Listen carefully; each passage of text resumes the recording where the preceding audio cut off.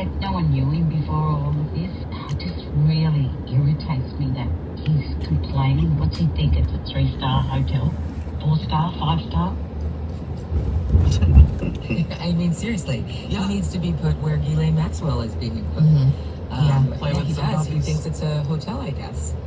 Yeah, I do think it's a combination of him wanting attention, and I think it's 3 things. He wants attention, he wants control, and this ARFID, this eating disorder that he's got. I think it's a combination of all 3 of those things. And by the way, let's not underestimate what a big transition this has been. Remember, for this entire time before he actually pled, prior to that, he was being held by himself in this like weird courthouse, like underneath in like his own little jail.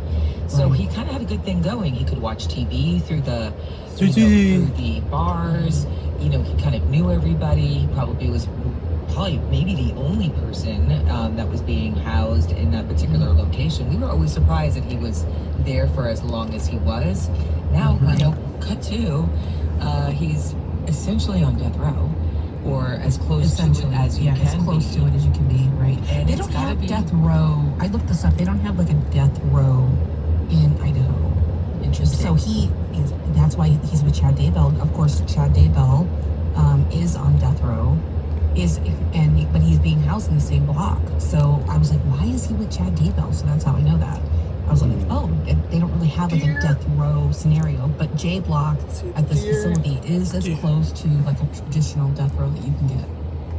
And by the way, if you hadn't heard us speak about it before, the ARFID that Bonnie mentioned as a potential reason for murderer Bryan Kohberger to be complaining about bananas, and that they are not up to his standards. They're not the kind of bananas he wants. It's the whole complaint. And it's an avoidant restrictive food intake disorder. So it is a real thing. It is. It is a real thing. However, he's not at a 3, 4, or 5-star hotel. Right. He's in cell block J. I hadn't thought about the bananas factor until Bonnie brought that up, but that clicked for me. That seems more logical. This is my one way of now control. I can control this whole scenario. So I think that's an interesting way of looking at it. But, anyway, it definitely resonated with a lot of our listeners, because we actually have another one. Bryan Kohberger.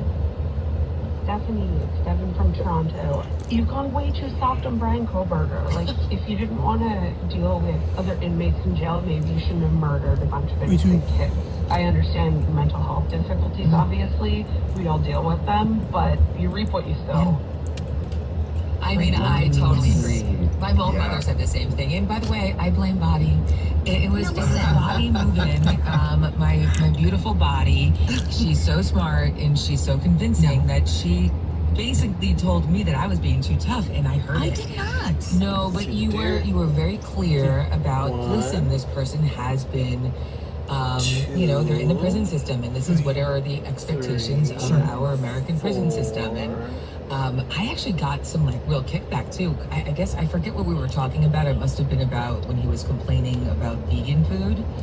And I guess I was a little hot and bothered by that, and I got some like basically into like a disagreement at the grocery store online with a woman discussing it. You did? Oh, really? Oh, you never You didn't tell me about this.